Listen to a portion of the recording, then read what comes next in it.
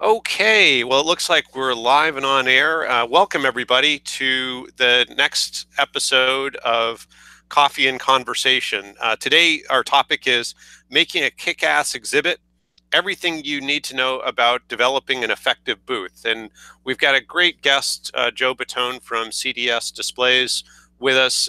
And for those that haven't been to our webinars before, they're really straightforward. We're going to talk through a lot of elements of the topic, and then we'll hop into your questions. And we've had a whole bunch of questions actually submitted from all around the world on this topic. So it's clearly an important and sensitive topic to a lot of folks. And what we see, as we go around to various trade shows, is a lot of opportunity to improve the display, the way exhibits are done, and ultimately that's the first form of communication that our audience sees. And so the effectiveness of an exhibit will quite often lead to the beginning of how much return on the investment we get from exhibiting in shows. So think of it almost like the bait that goes in the water that ideally attracts the right kind of fish.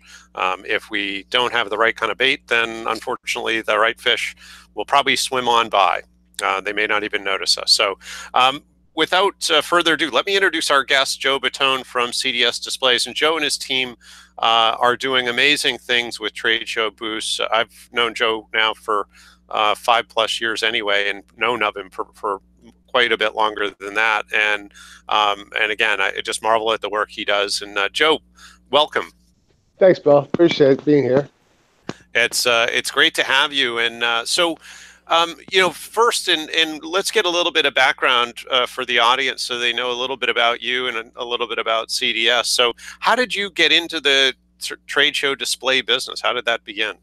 Sure. Well, I started as a graphic designer, and I had a little sign shop. I used to do a lot of signs and graphics, traditional signs, and the owner of Corporate Display knew that I was doing that, was looking for somebody who could run his graphics department. So when I joined CDS in '94, I was running the graphics department, and not for very long. And then I realized the only reason I was doing graphics is because I like to be in front of people and dealing with customers. So ended up taking a sales territory and then becoming the sales manager for Bill. And basically it was definitely a new horizon opening up the exhibit world, because now instead of just dealing with static buildings, we made traveling buildings.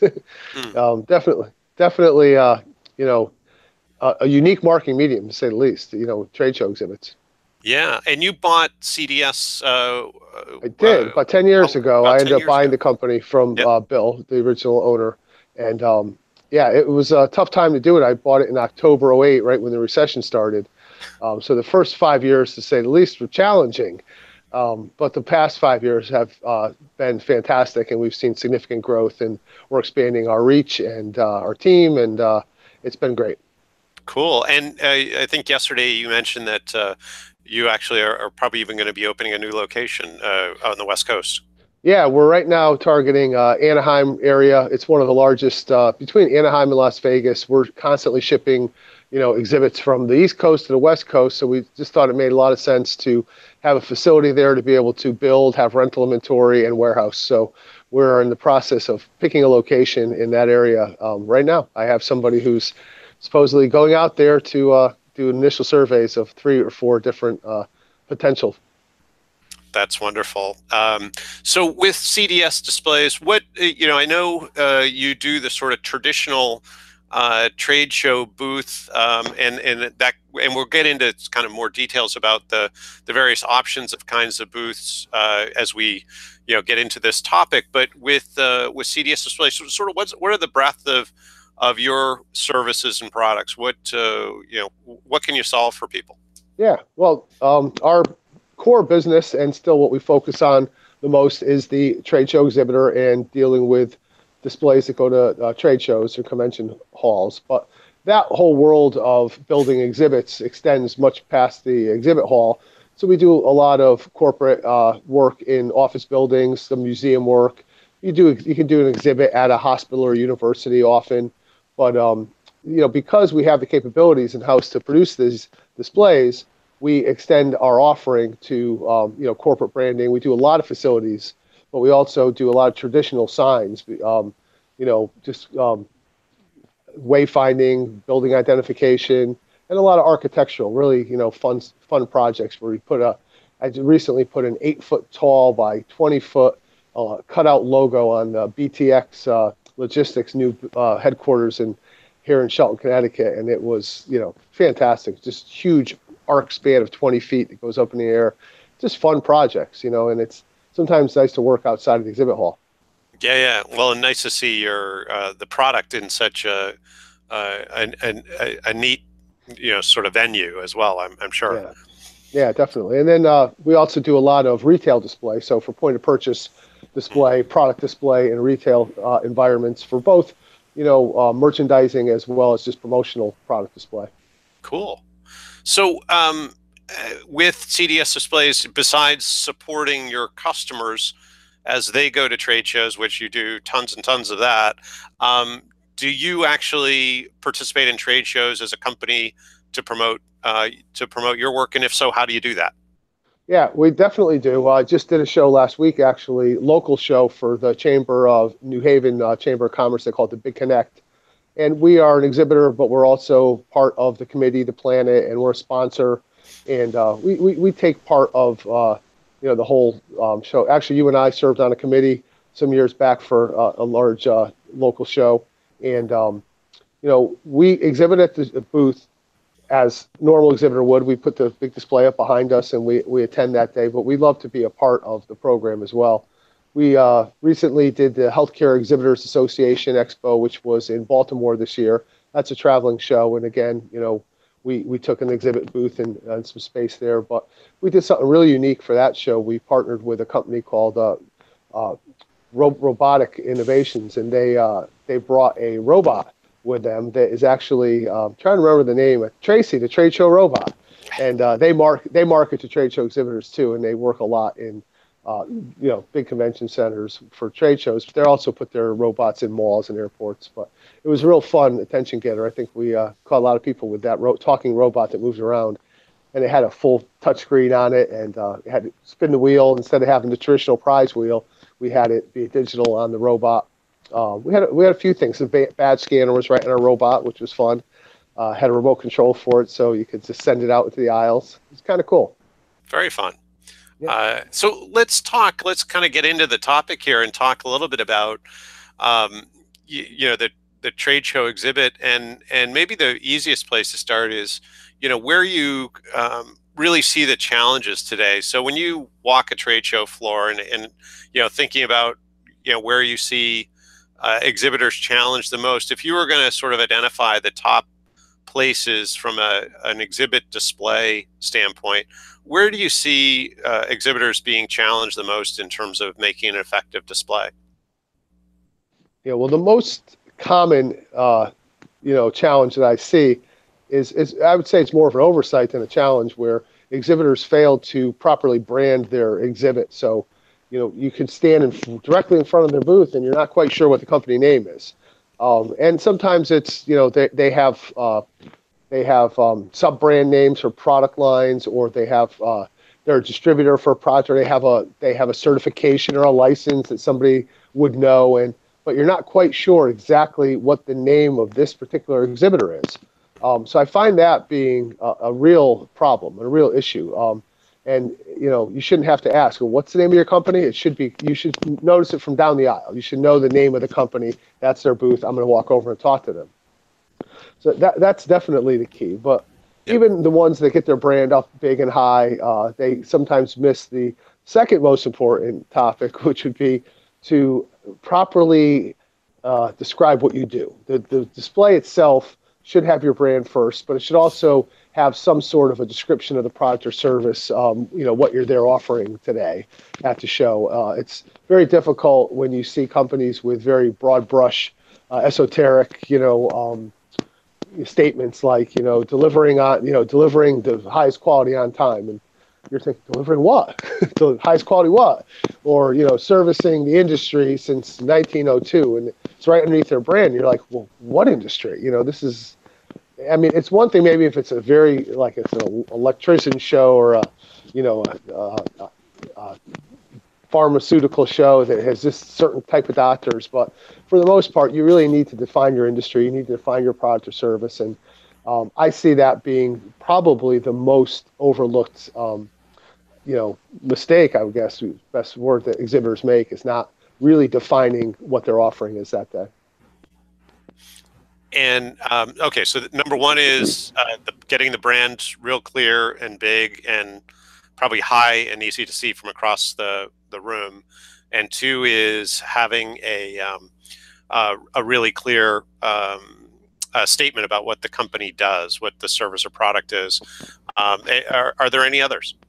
Well, for sure. The biggest thing I see that booth staff is making a mistake is, not being properly trained on, understanding the whole dynamic of the crowd that day and how to greet people and how to have open a conversation, or really just to make sure if somebody's standing in front of your booth that you address them and have questions prepared, what to ask them to qualify them, not only to make sure you're not wasting their time, but you're not wasting yours either, because it's very common to have a exhibit space and there's more people waiting to talk to the exhibitor than there are people in the booth able to talk to the exhibitors. So one thing that is very frustrating is if I'm standing at exhibitor's booth and I am interested, I figured out who they are and what they do, and now I have some questions and they're, everybody's talking to somebody already, and you're standing there and they don't even acknowledge that your existence is standing there. So I highly recommend that, people would just say, excuse me, to the person they're speaking to and say, hello, I'm sorry, I'll be right with you. Would you like to come over? And I like to make an introduction to the person who's standing there with the person I'm talking to and say, hey, this is what we're talking about. Did you have a specific question? And I'll try and, service two people at once and, answer questions. The other thing, too, is sometimes they'll start talking amongst each other and they feel like you made a connection for them and you're bonding much deeper than a one-on-one. And I really find that too many exhibitors will ignore somebody who's standing there if they're already engaged in a conversation. And that is, definitely no. You make it a crowd. Keep bringing them in. Have 6 people, host a round table for crying out loud, right? That's great. Yeah, cool. So the third being that staff preparation and training, making sure that they're going to engage appropriately the people who are coming into the booth. Yeah. So how does, one of the things that I've noticed in walking through trade shows and it's not, I kind of think of the old adage, or when you're building or designing a billboard, the technique used to be no more than 7 words, and today my guess is it may even be no more than 5 words. The idea being, somebody driving by at 60 miles an hour and being distracted already by so many other inputs doesn't have much time to take in a message. And I almost think of trade show booths in a similar way. Half the audience are going to be introverts, and there are plenty of other things they need to look at, and there may be a lot of other billboards, and so so there's certainly going to be a lot of other booths to distract them. So when I guess the one thing that I think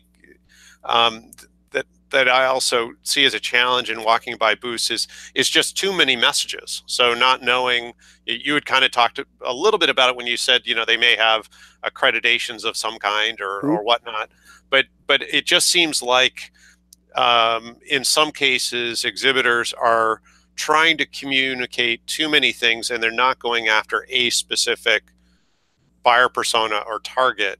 How do you relate to that, or is that something that you are concerned about when you look at how people are exhibiting? Yeah, but by all means, the way to address that and solve the issue is a lot predicated on the size of the booth, the size of the space you have. I mean, if somebody has a 10 by 10 or 10 by 20 booth, you obviously have a lot less real estate, whereas somebody has a 30 by 50 island exhibit, you have a lot more opportunity to separate, messages and cater to different audiences at different parts of the real estate. With a small booth, obviously, we like to use, even on a larger booth, we like to color code. So if you have different products or services that you're offering, if you're catering to a legal department versus a sales department, but the software has features for both, if you have a suite of products that caters to different attendees' needs, it's nice to speak to each personality type or target audience on a level that is going to catch their interest. So, color coding is nice. On a larger scale, just larger branding scale, it's nice if a company has like an engineering line of products versus a consumer line of products. We've seen, using green for professional and blue for consumer, or, red for, the safety people, and it's, purple for the cleaning people. It just really depends on what they're selling, who they're selling it to. But to definitely take the opportunity to separate the booth space that you have, or the graphic area, if you're a smaller booth, and separate messages, and using color to delineate that is definitely a good way to do it. What we find is a lot of companies will definitely over message, a lot of text and a lot of copy. The display itself, or your graphics on your display, should not do all your selling. What they should do is elicit some questions and pique some interest.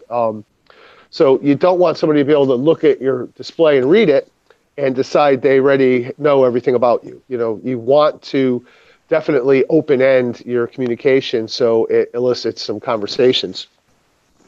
So, I mean, that makes me sort of think about, something that maybe we should have started with, which is when you think about the purpose of a booth, and this is any size booth, the 10 by 10 all the way up to the, the large islands. If you were going to distill the purpose of a booth down to sort of one thing, how would you sort of define the purpose of the booth? What do you want as an outcome from that booth, sort of at the end of the trade show? Sure. Excuse me. That's a really good question. I've actually never put any deep thought into that before, but I would have to say that the number one purpose for the booth and having an exhibit at a show would be to introduce your brand to new potential customers, but also to host existing customers, to welcome your existing customers and your relationships, to have like that meeting place, But I would say the largest is probably to find that new customer and find your next best customer. Right. So that, yeah. So it's sort of, if you're last week, I was at a trade show with 20,000 people. The week before, one with 70,000 people. Yeah. So what I'm hearing you say is what we'd want the booth to do is to sort of separate from the 70,000 people the 100 or 200 that are actual prospects for us. Yes. So absolutely. somehow we've got to have the idea isn't necessarily that everybody stops. It's that everybody has a chance to look at the bait and decide whether or not the bait's attractive or to swim by, right? Is that sort of the idea? No, it's a good analogy. They say, what is it? What's that analogy? A bait to hook to suit the fish, right? Mm-hmm. So realistically, if you, it really depends, because, there's so many shows and so many industries and so many little niche shows, and then the large giant shows. And, so it depends. I mean, if you're at a show and your target customer is a doctor or an engineer or a facilities manager, you almost need to say, hey, facility managers, you realistically, that's the type of communication I would highly recommend, because if you're not a facility manager, or just recently at the show I did last week, when I spoke to the exhibitors prior and gave them a little bit of booth training, and one of the things I said is, if you know who your target audience is, if it's a business owner, if it's a marketing director, if you know who it is, you need to be able to speak to them on their level, first of all, but you also should have a question ready that you could ask. And, not that you're not going to be cordial, but you don't need to start trying to explain to them exactly what you do and ask all your questions if they don't answer the first question. I remember years ago at a sales training seminar, they were talking about the people used to sell encyclopedias door to door. And they'd ring the doorbell, and the first question they would ask is, "Do you live here?" Because if you didn't live here, if you're babysitting or pet sitting or whatever, you probably wouldn't be the right person to talk to. Right. And it's just that simple. To figure out who your target audience is of the tens of thousands of potential people walking by, and to definitely be prepared to find the ones and catch the ones that are going to serve your needs that day. Yeah. Sure. So okay. So good. So our purpose with the booth is to essentially strain out or to filter out the subset of attendees, the small subset who are actual prospects, and prospects being someone who has a need, money, and they're urgent. I suppose. Yeah. Kind of a nice way to do that. So when we look at when you think of I'm sure there's sort of a 20 questions that you ask somebody who comes in the door and says, "Hey, we need a new trade show booth." When you think about the kind of the priority questions that you ask somebody who you're developing a booth for, what are the kind of the key questions that you ask them? Sure. Well, it's I would say what I do is the same thing I would recommend to my customers that do. One of the most important pieces of data you can get from a customer is, have they done this before? Have they bought displays before? Or it doesn't matter what you sell. And the technical term is, are they currently vended? Meaning, do they have a supplier that they currently go to already? So that's probably the biggest piece of information you can get. Are you a new buyer to this, or are you an experienced buyer to this? So do you have a supplier, or are you just now considering finding somebody that can supply you with this product or service? So that's really the best place to start. From that point, it's almost like the paths divide in the woods. If they are vended, you would want to know how their experience was, what their commitment is, or their relationship with the previous vendor, and why they're talking to somebody new. Realistically, you want to try and figure out what their pain points are, and why, if they are in a relationship with a current supplier, why they are talking to you today. So that's one path, and then the other path is, if they're not currently being serviced by somebody in your industry, the big questions you'd want to ask them is very specific to details and timing. When is there, for me, it's when is your event?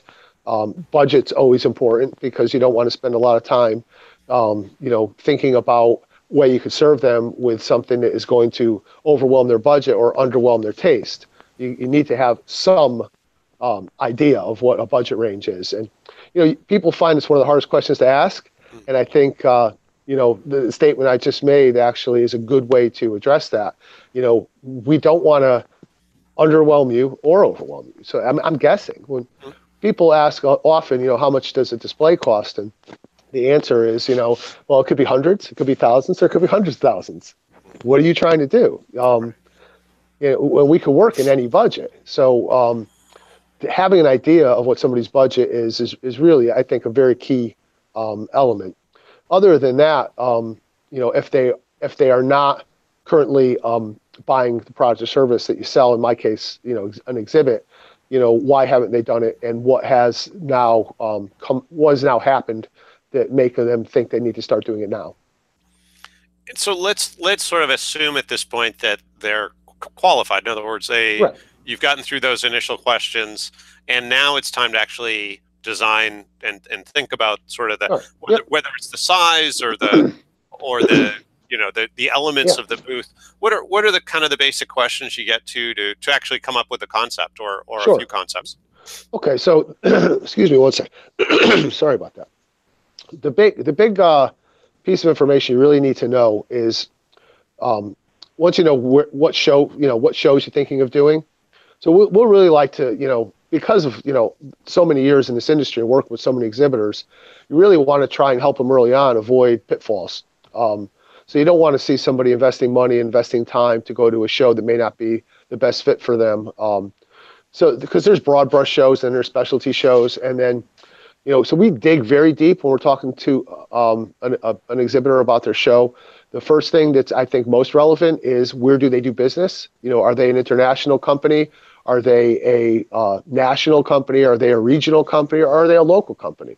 So if you're an international company and you're going to a regional show, it may not be the best fit for you because you're spending a lot of dollars to speak to a small region, of a country versus if you go to a more international show, but you're only can service regionally, it's the same concept. So we try to understand the business a little bit and understand if they are, national, regional, international, and then from that standpoint, what are their bigger expectations? Like from the show itself, are they trying to gain brand exposure? Are they trying to get leads that day? Are they trying to do a product introduction?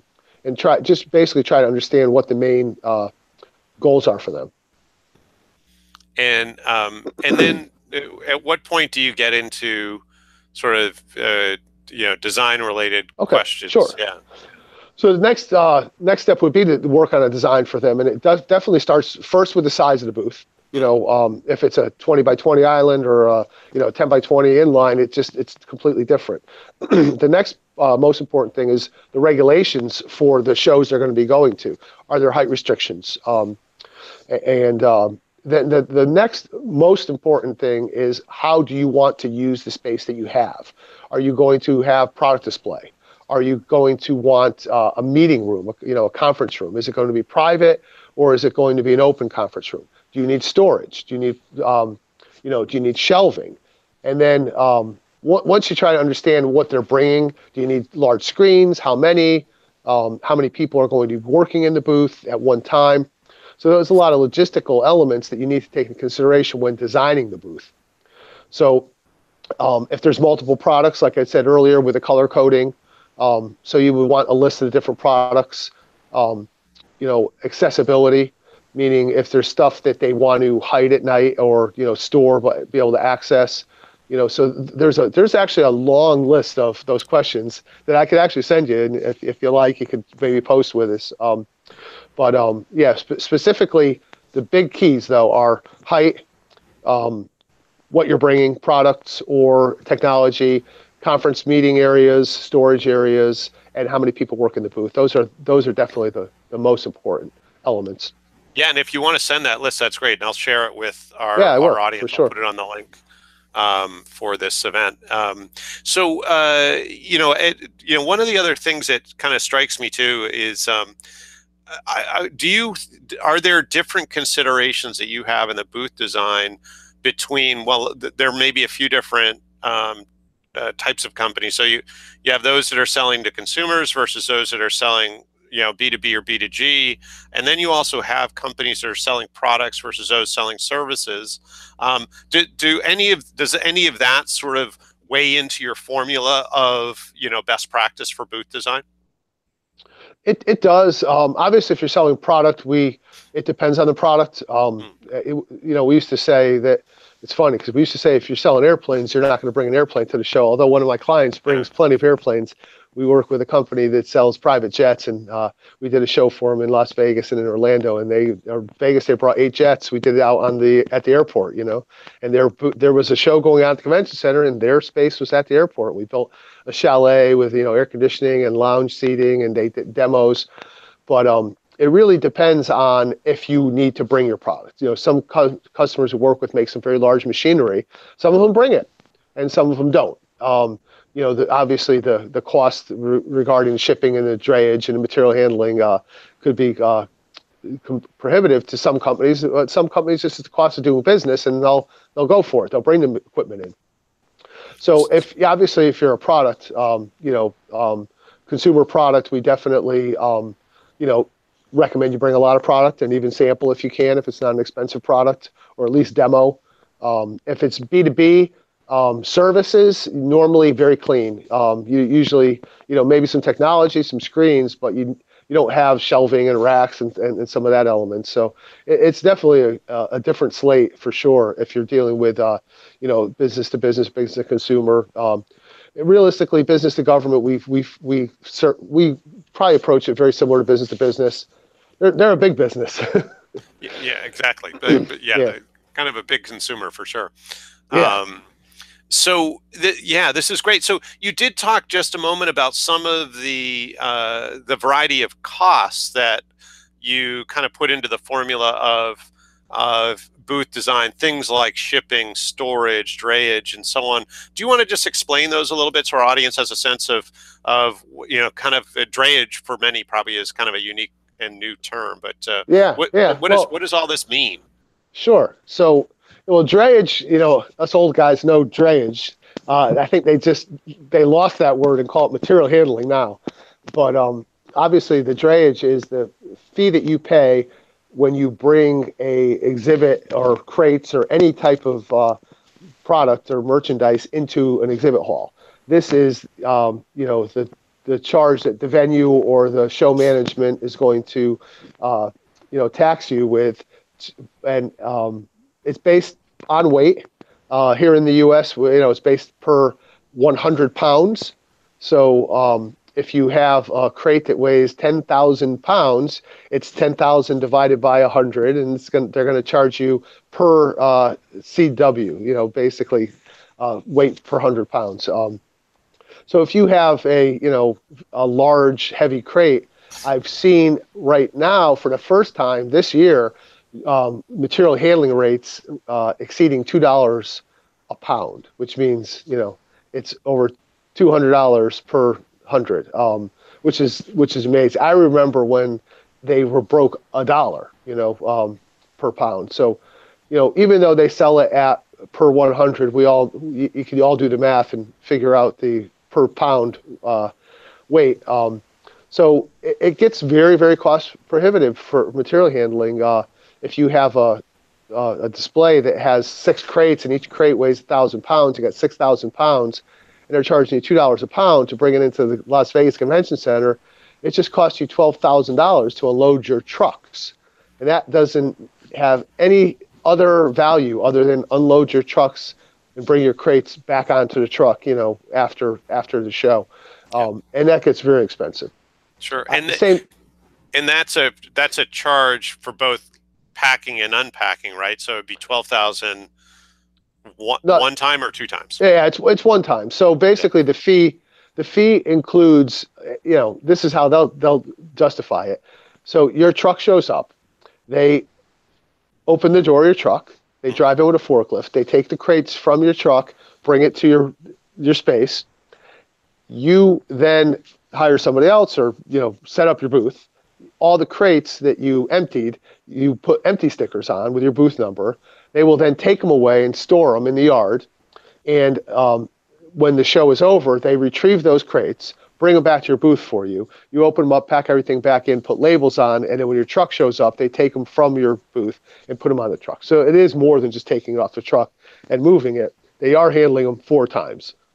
But it really is a nice business if you make 12 grand for that, though. It is unbelievable. There are some exhibitors that I have seen who spend $1 million on drayage. Mattel at the Toy Fair in New York was one of the biggest I've ever seen. It's just unbelievable.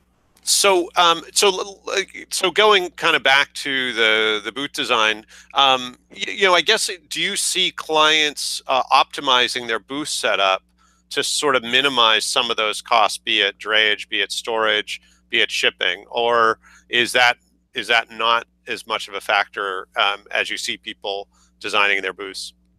Yeah, well, it's not as much of a factor as I think it should be. I can tell you that. We are very, very cognizant of the costs of owning or using an exhibit, and sometimes I think to a fault we put too much weight into it. We put too much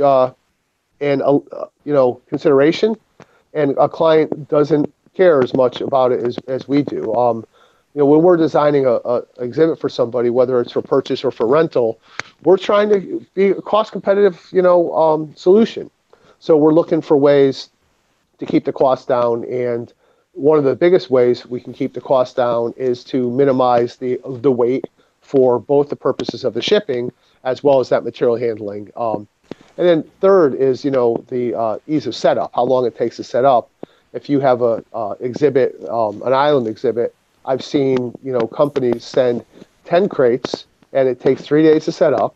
And when they're done, I don't see that much of a difference between a booth that I could have shipped in 2 crates and set up in 1 day. And they just spent $100,000 more than they needed to. And if I go and talk to that show manager and try to explain to them how they're wasting money and we can help them, they sometimes really don't care.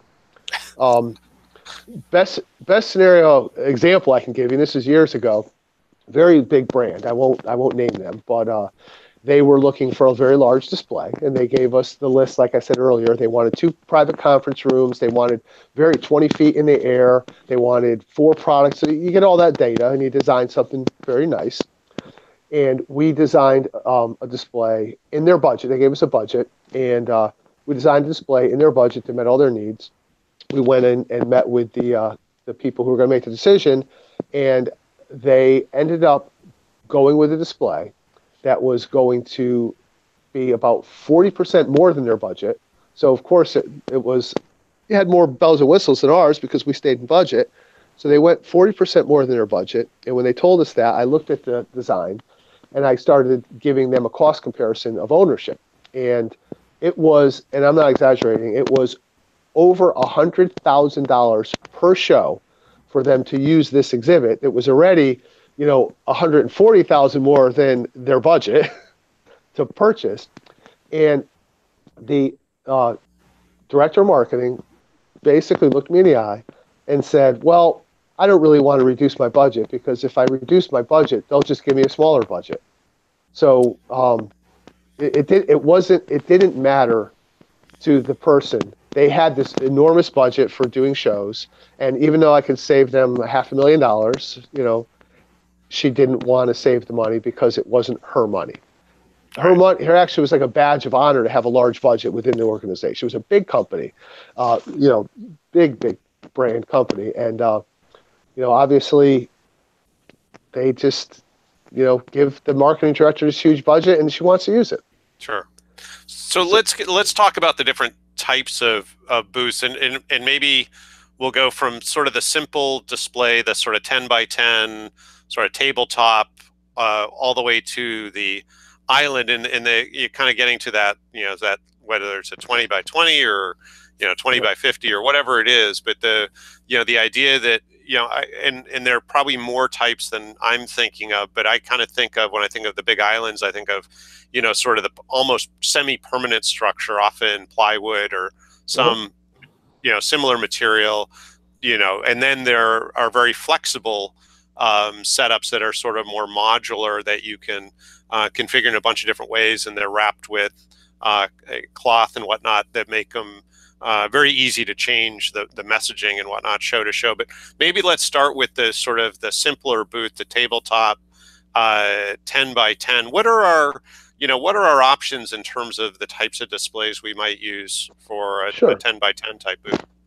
Yeah, so from industry lingo terminology, we define the different types of booths you could use as what we call ultra portable, which are things that are very lightweight. Somebody can carry them and set them up. You see a lot of the fabric, the pop-ups, or the banner stands that people just pull up, and you can use those for a tabletop, or you can use those on a floor display. And obviously, I'd say I've seen people do ultra portables in 10 by 30 displays. Very, very lightweight, very easy to set up. And then the next is what we would just consider portable displays, not ultra portable, but they're a little more assembly, but they pack very small and very easy to handle and manage.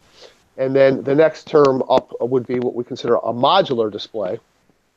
A modular display is more, it's still portable, but it has components, and with the components, they could be multi-purposed, so you could have different size displays.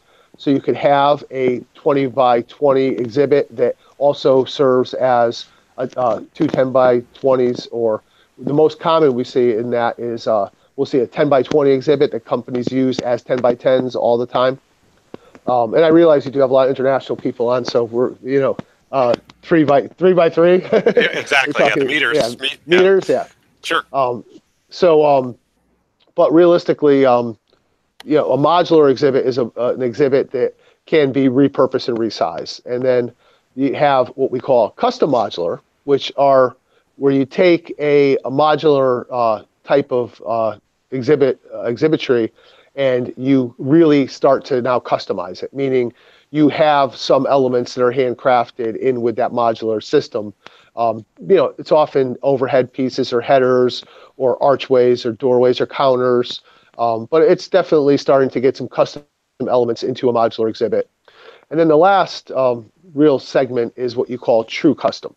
A fully custom exhibit is something that I highly recommend against, but they're extremely popular. These are the exhibits that are going to have the 10 crates and, cost $12,000 in drayage and take a lot of time to set up, a lot of cost for ownership involved with obviously bigger pieces. They don't break down. There's more storage. And there's also more opportunity for damage where you're going to have what we call refurbishment. So, if you have a very large piece that's all custom wood and custom laminated and it gets nicked, you can't just replace that nick. You can't just fix it. Because that little corner is not coming off. It's part of a larger component. And I've seen some very expensive custom built counters that are, I mean like $7,500 for this beautiful, reception counter with 2-tier glass and LED. And it's one piece. It goes into a crate. And then something happens where, it gets crushed and you really can't replace the part that got crushed. You almost lost your, or you're spending 30 to 40% to deconstruct and rebuild it. So we would like to build something that has that same look of that design with panels. It's something that we could build a front panel that connects to a side panel for a number of reasons. And that would be what we consider custom modular. So you could take that front panel and just put a new one. And the sides and the top and the lights and everything else is still great. The other advantage of that is that instead of having to go into a crate that is the exact size of that beautiful reception counter, it breaks down to a much smaller shipping container as well. And hopefully it's going to weigh a lot less. Yeah. It saves you money, yeah. And so basically you have ultra portable, modular, custom modular, and custom are really the 5 different definitions of the types of displays you can build. And so maybe if we just combine our last 2 topics. So we talked a little bit about the cost of ownership. I like that way to put it. So, that things like shipping and drayage and setup and storage. I would imagine the ultra portable, most people just store and set up and transport for the most part themselves. And then portable, you're probably shipping that, but setting up yourself, and so there's no drayage or walking in with it, that type of thing, well, the ultra portable is more the set it up yourself and no drayage. A portable, depending on the size, obviously a portable tabletop or 10 by 10, you definitely can carry in yourself. But once you start getting into a 10 by 20 or a 3 by 6 meter, you're going to probably want to ship it. Right. And but even with the ultra portables or the small 10-footers, it really depends on the company, how many shows they're doing, and if they have dedicated staff. We have a number of clients that have 30 or 40 portables or 10-foot portable units that they have offices all over the country who utilize them, and we ship them to the event and somebody walks in, and some companies want it all set up for their reps, and really it really depends on the size of the organization, the amount of people. Right. And so when you receive that product after a show, you're probably opening it up, assuring it's still in good working order, replacing any broken parts, anything like that, and then queuing it up for the next event. Is that? Yeah, absolutely. Yeah. Part of the service is before it goes out, even though it was checked when it came in, we check it again. So you just give it a quick setup, make sure it's all there. Obviously, get the proper shipping labels. We'll do return shipping labels so people can send it back to us. and then when it comes back, same day it comes back, you need to open it up, because if there is damage, it could be the shipping company, and if you wait too long, then you're not going to get it resolved. Yeah. So let's flip over now to talking about the actual messaging, the surface for communication. So you had talked a little bit about sort of cloth material displays. Obviously, there are also all sorts of hard materials that are used for creating displays.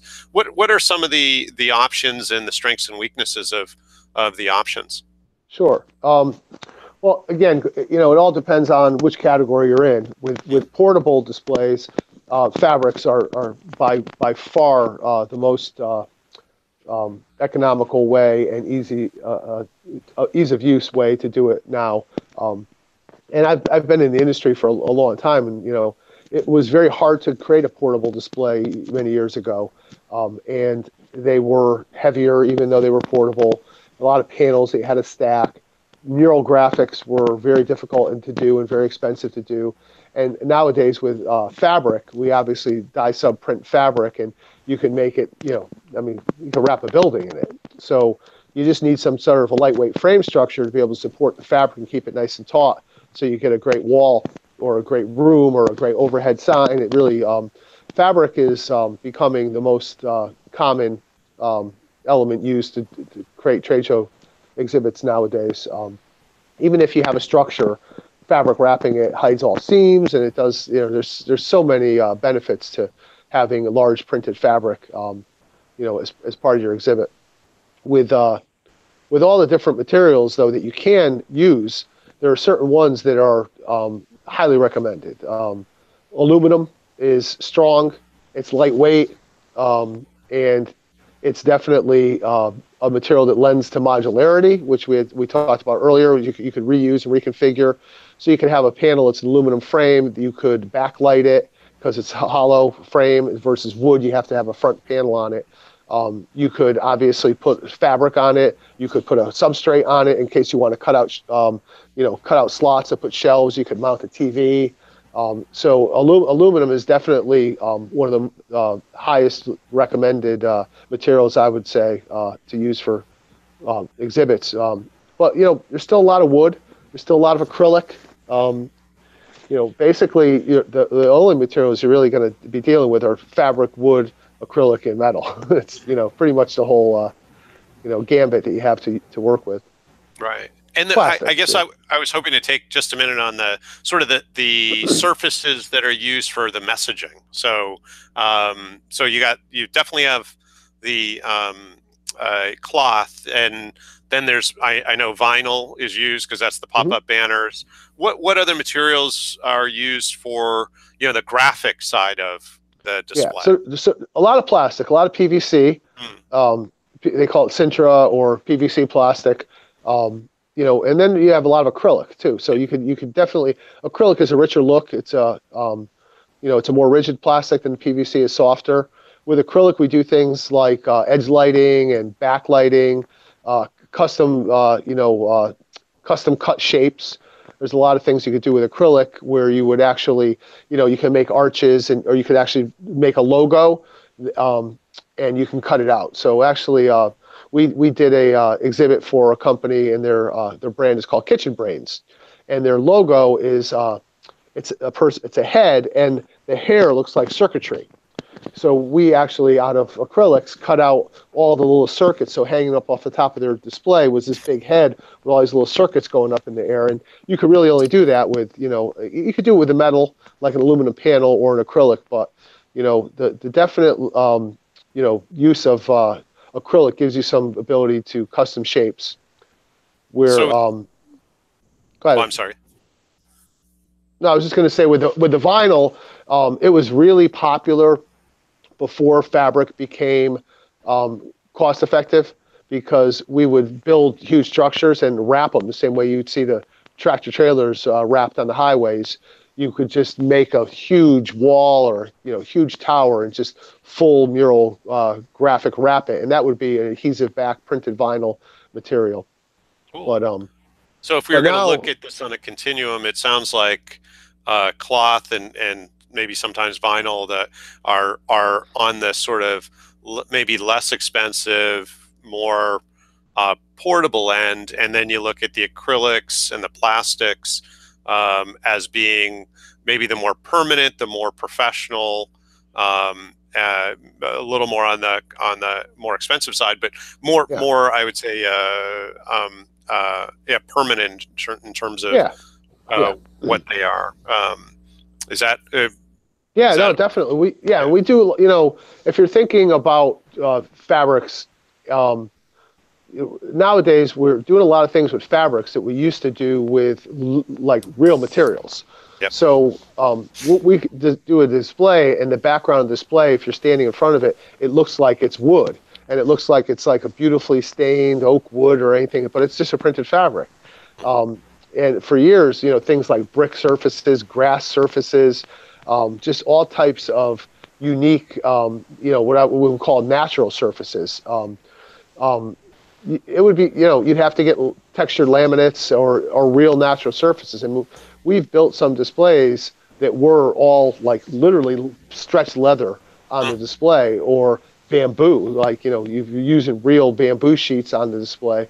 And now you can get that same look just by printing fabric, and visually it's giving you your same look. However, depending on the company and who they are and what they, what I'd say impression they're trying to give, many still want to use natural products. And, you would definitely see, a large bank or financial company who would want to have real wood, they want, and they don't even want laminate, they want real veneers. And so you could do a big wall, and it's just beautiful, beautiful mahogany on the wall, and you put their logo out of, cut aluminum that has lighting behind it. It's 3D standoff on the wall because they're trying to make it look like a corporate lobby or a boardroom.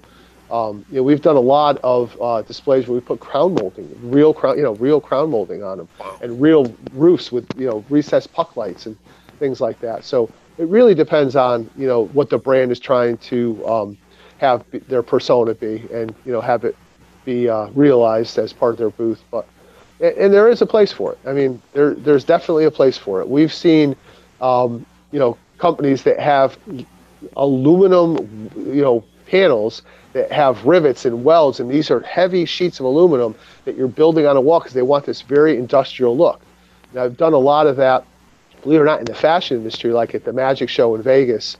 We've brought in fencing, like your traditional, page fence, like the roll-up fencing, and we've put dirt around the fencing on the bottom, and they put the barbed wire at the top because that's just a brand look that they're going for. Right. So the next question I have, actually, it'll be interesting to hear the response, because we've talked about sort of some very flexible models for building a display, and we've talked about some fairly inflexible, the acrylics and the more permanent structures. And so, how often would you suggest a company look to refresh their display?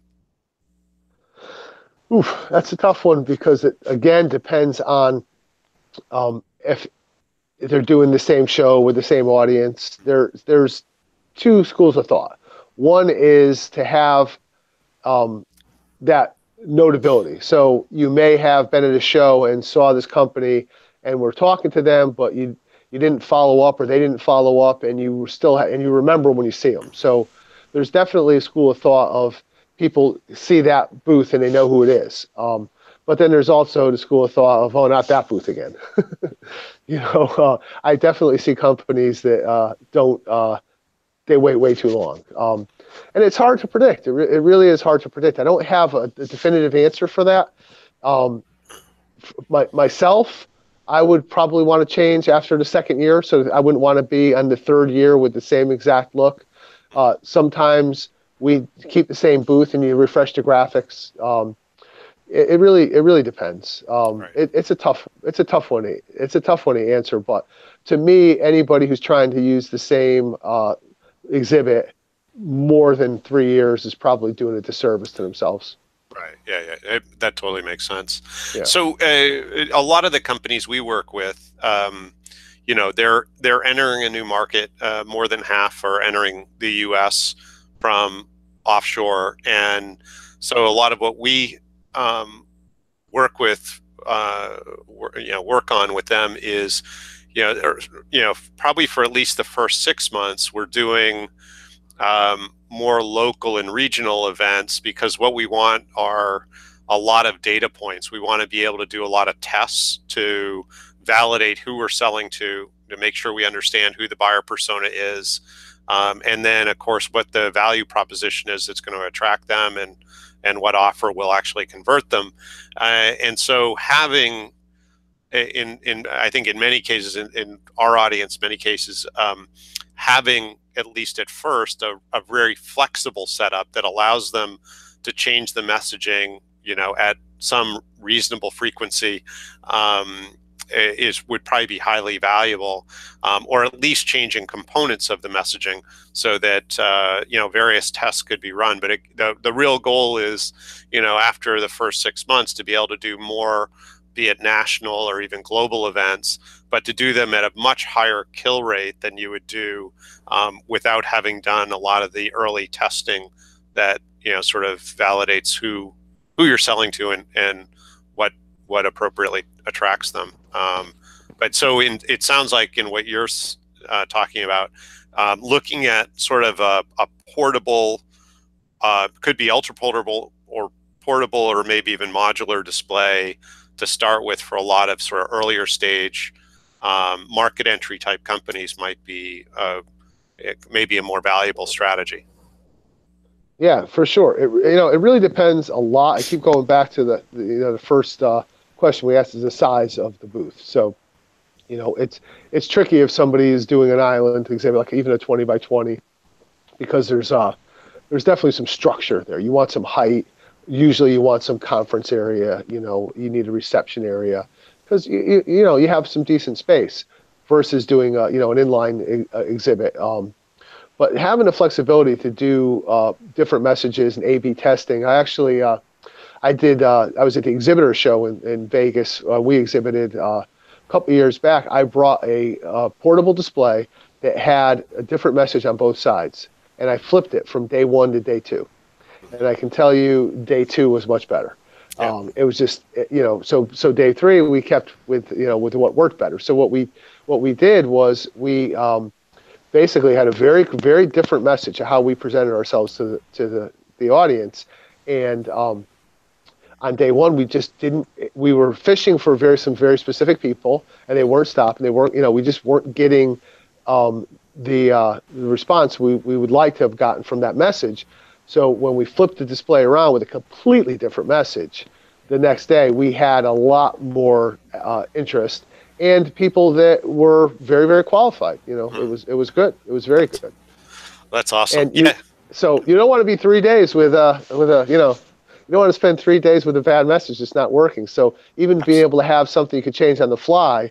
And I did the same thing at healthcare exhibitors. I had a big header up, and it had, to me, which was a very important, point, which was that the product that we had with us was the #1 product for healthcare exhibitors, and we were the #1 distributor for the product. I thought that was great, right? Nobody cared. Nobody cared. So the next day we flipped it around to, I don't even remember what the message was, but we took that down, because it didn't get any attention, which to me was the key point I wanted to stress to that audience in my mind, but it didn't resonate. So you got to take it. We took it down after the first day. Totally. Yeah, no, and there are some of the more local and regional shows that we'll actually even A/B test from morning to afternoon. Yeah, it's fantastic. So when everybody's at lunch, you just switch out, whatever you need to. Yeah. So let's hop over. I'm just looking at the audience questions. And I think we've answered a bunch of them, but I'm just going to pop down through these. So, yeah, I'm assuming this is a yes, but should you vary the booth look by target persona? Yeah, yes, absolutely. To an extent, though. So I've done work with a couple of companies that sell a product that they sell the same product to different industries. So they're going to shows that are they're selling to hospitals, they're also selling to fire departments, So when we do the hospital show, we show ambulances, and when we do the fire department show, there's a fire truck in the same spot. It's just just that simple. Right. Yeah, know who your audience is. So here's an interesting one. I have an attractive project related to human emotions, but we face difficulties regarding attracting the audience to my booth. This obviously there are probably a few questions we need to ask to really understand this person's exact problem, but this to me sounds like their messaging is not about the customer and the problem the customer faces, and so the customer's not, the prospect isn't relating to what they're putting out in terms of messaging. What are your thoughts? Yeah, well, that's interesting, and that's something I would love to dive into. My first thought is if you're dealing with if it's a human emotion based product or service, you would want to probably attack that right on the surface. So I would highly recommend something that's highly interactive, meaning have some type of. I just did an event. It was a big women's forum, and I've done it many, many years. And this year we added 2 interactive boards. One of them was a map, and it was beautiful. It was just this giant 4-foot by 8-foot map, and we had pins. And I've done this before for another client years ago, but basically just ask a question: pin where you're from. And it got people to come into the booth and touch and do something, but it also got people to come in and look and talk about where they're from. And the people who were pinning, and it was busy all day. The pinning board was very busy. So people at the board were having conversations about where they were from with other people. That's emotional. And then we had another one that was it was a Post-it board. So it was a giant Post-it note with little Post-it boards, and we had the pads, and we wanted people to write what they were looking for, why they came to the event, and post it on the board. And anytime you could bring somebody in and allow them to express themselves, express where they're from or why they're there, or ask a question that they actually have to physically pick something up or move something, which color are you, and they have to, which color represents your personality. So I would highly recommend that company looks at something that's interactive and talks to people on a personal level. It's a great idea. Let's see. So here's maybe a more straightforward one. So what advice do you have for drawing people into your booth to have a meaningful conversation? So what magic do we have there? And it may be a little bit of what you just talked about would, for some companies, be the right answer there. That's kind of a 2-part question. So obviously attracting people into the booth, there's a lot of very proven techniques for doing that. One of the main ones is to have some action going on. We talk about something where there's something moving, or there's some sound, or there's believe it or not, the silly prize wheel that people could spin, or a game that people could play. I've seen a booth that one time had like an arcade crane game, and it was free to play, and you came over and they had their swag in there. It was just a T-shirt or a mug or something, but it was just to play it. People like to come in and interact. But anything there's action, and it's not just people standing there quietly, some sort of a game or something that people could watch other people do. I've seen a booth with a pool table, and they had a guy doing trick shots. Those always draw people in. Another thing that draws people in is obviously, giveaways. If you have a product that you could sample, that's going to bring lines. People love to sample. If anybody who's doing anything that's food or beverage related, we always say, if you can't sample, you're lost the opportunity.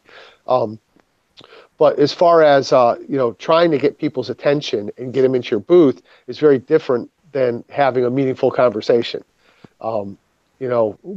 Getting somebody in the booth because you used a gimmick or a proven technique, a popcorn machine. They smelled the popcorn from 3 booths away, and they came over because they smells great. They want some popcorn. Or a celebrity. I've seen a lot of that. There's a celebrity in the booth that really gains attraction, but it doesn't mean anybody wants to have a meaningful conversation. So I would I would say it's hard to really attract a high volume in your booth for a meaningful conversation. What you really need to do if you want to have a meaningful conversation is those things we spoke about at the onset, is to really communicate what you're offering that day, and to speak to the target audience on a level that they're there because they're looking for company. Most people who go to a trade show are there because they're looking for products and services, and they know what they want. When I walk in show floor, I'm going to a show next weekend, and I know I have a list. I go in, I'm looking for this product, I'm looking for this service, I'm looking for this. I know exactly what I'm looking for. So if a show is enormous, you sometimes are just cruising by, only looking for the companies that offering what you came there for that day. I know that we do digital signage as well, and I was at the Digital Signage Expo, and I'd say 50% of the companies at the Digital Signage Expo are selling collaboration software for doing what we're doing right now. They have audio visual for interoffice, for webcast, for broadcast. Not what I was looking for at all. So I'm weeding through these aisles of exhibitors, trying to find somebody who has, unique shaped screens that I could put up, for marquees in my clients' facilities to display digital signage. And I'm looking for the smallest profile broadcast to be able to get the signal to it without having to hardwire them, Wi-Fi. So I'm there at the show looking for specific things. I can tell you if the exhibitor made it clear that they offered one of those, I was going to have a meaningful conversation. Right.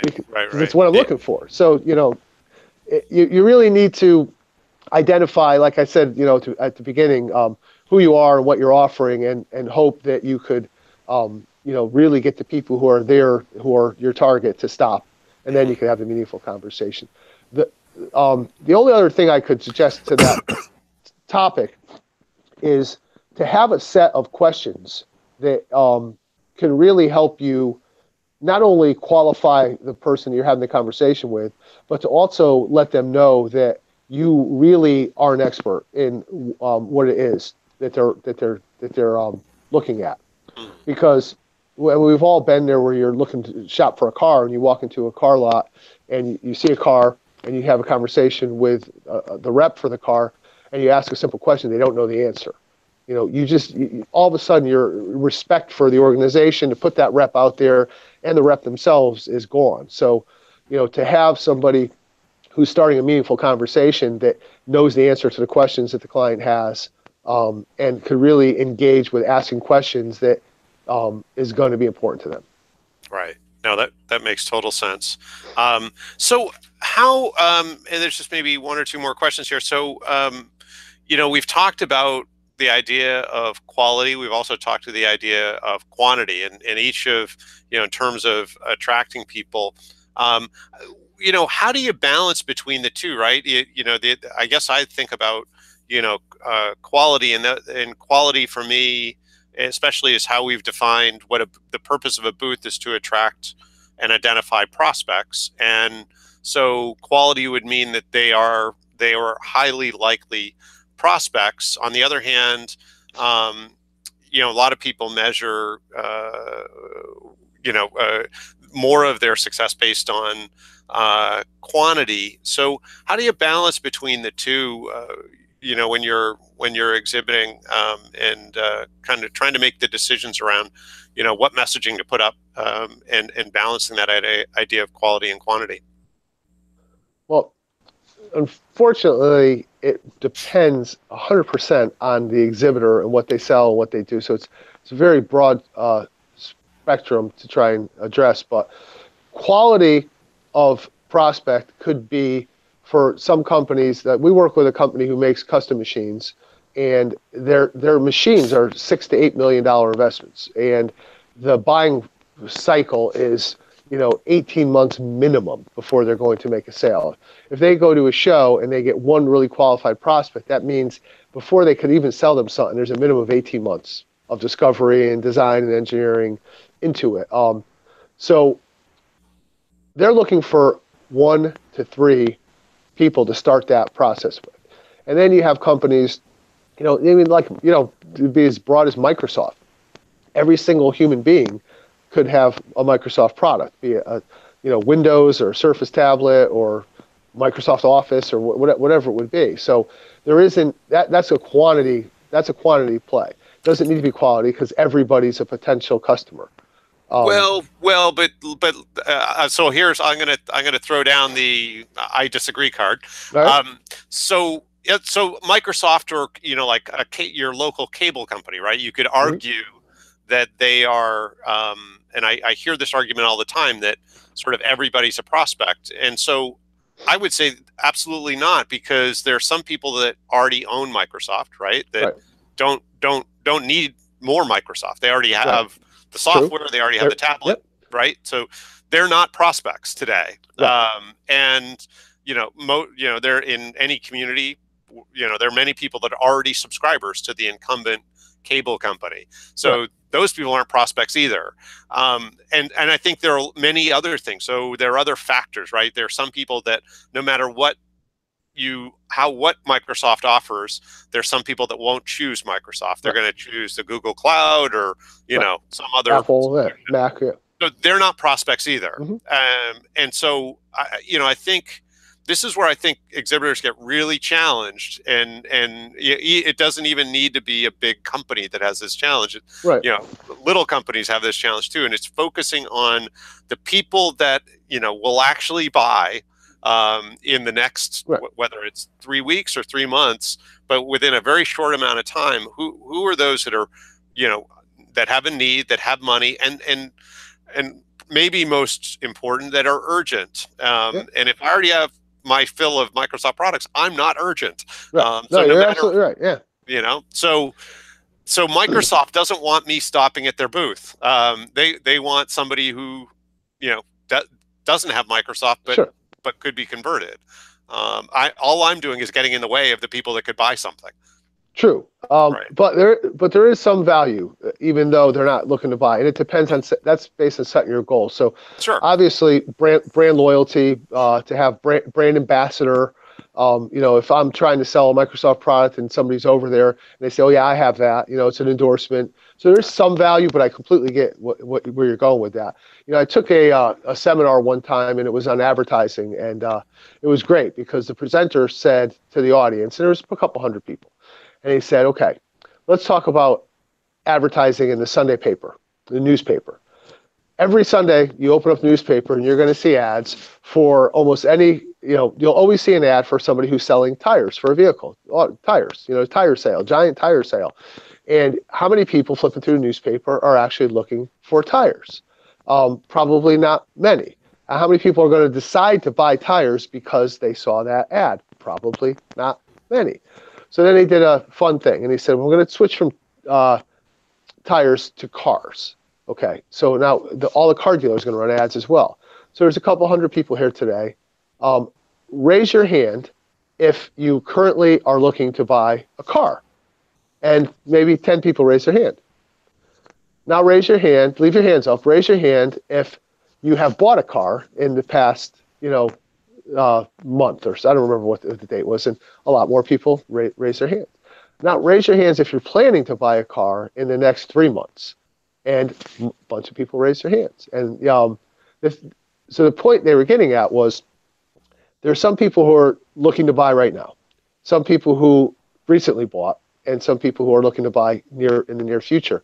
But if of the people who are looking to buy now, how do you get them to buy your product? And so the people who are looking to buy now, to buy your product, and then it gets into the point of, okay, well, we want them, so we want to make an offer. We want to have something that's going to promote, should get them over the top today. But then the other people who aren't looking to buy now, they may be looking to buy in 3 months. We need to make them notice our brand. So when they are looking, they might remember us. So there's a small percentage that might remember, oh yeah, XYZ tire company, they had a buy three get one free sale. I wonder if they still have it going on. So, so there's definitely the people who buy now, the branding to be on top of mind for when, when you are ready. And then obviously, people who've bought in the past, if they had a bad experience, and go, oh, next time I'm going to use them. It could be a year down the road. But you're making a brand impression. So there's a value that you could put to each of those prospects. Obviously, the people who are looking to buy now have the highest value, Sure. followed by the people who would remember your brand and possibly buy it in the future. It's still a prospect, you know. In my mind, everybody's still a prospect if they're exposed to your brand, because I'm patient. No, and obviously this is a conversation we could continue on for hours. But the and ultimately, I think the first decision to make, and we talked about this early on, is what's our goal with this particular event. And I guess as I look at it, it comes down to simple math. If our goal is to create sales versus creating a brand impression, which is obviously a much longer term play. Yeah. And if we're trying to create sales, then we need to have very few conversations in the booth, because conversations usually means there's a salesperson involved, and those are usually at least 15 minutes, which I'm really simple at math. That means I can't have more than 32 of those conversations in a day. And at a trade show with 10,000 people, that means I'm not qualifying very much of the floor. Yeah, not enough. And so if and either that, or I have to have like 300 people in my booth in order to do. I'm actually glad you said that, because when we're talking on tactics earlier and booth design, and one of the things I've done a lot of, and I didn't mention, is to actually have a group presentation. And a group presentation with the right presenter could actually be serve a lot of value. First and foremost, you're speaking to many at once. So instead of having to do the one-on-ones, you could speak to 32 or 50, or I've seen 150 outside in the aisles pouring out because they want to listen. So a group presentation where you have a presenter and a screen and a scheduled time and some seating set up. Looks like we've lost our guest, Joe Batone. Isn't the internet at one? Joe is back. Hey, Joe. Okay. Hello. All right. So, I got you back. So that concept of presenting to many does a good thing, because it makes you think about exactly what you want to say. And even when your presentation isn't going on, everybody in your booth remembers exactly what they heard, and they know how to repeat it verbatim. The other thing that happens is one of those things that I said earlier, that's action in your booth. So people from aisles around, when a presentation starts and they see people gathering, a crowd draws a bigger crowd. So that's definitely a good way to speak to many if you have the ability to do it. That's awesome. Yeah. So let's wrap this up. So I think at the end here, there've been great nuggets through the whole thing, but I think we closed with a really strong nugget, and that is, another interesting tactic is to configure your booth so it's maybe a more open format, where you can have a presentation area, a screen, some chairs set up, and have, whether it's 10 people sitting down, or at an event I was at last week, Amazon Web Services, adjacent to their booth, had a 200 seat theater, totally open floor, 200 seat theater. So there are all sorts of sizes of these you can do, for sure. I can't imagine what that space costs them. Yeah, no, it's unbelievable. But you know what? They're Amazon Web Services, right? Yeah, AWS can do it. That's kind of what I was saying earlier. It's hard to broad brush some of these topics, because it really does depend on the exhibitor, the size of the booth they're doing, what their goals are. But in general, I can tell you that if you do trade shows on a consistent basis, you're going to get leads, you're going to build a brand, and you're definitely going to make what I would call relationships with people who they feel like they actually know you. Yeah. Well, that's I think a good summary statement to end this on, Joe. It's such a pleasure to have you on. If you hang on with me, I'll end the broadcast here. But thank you so much for being a part of this, and you really shared some awesome ideas. I appreciate it. Thank you, Bud. It was fun. Thanks. We'll close it now. Thank you, everybody, for joining us. Bye.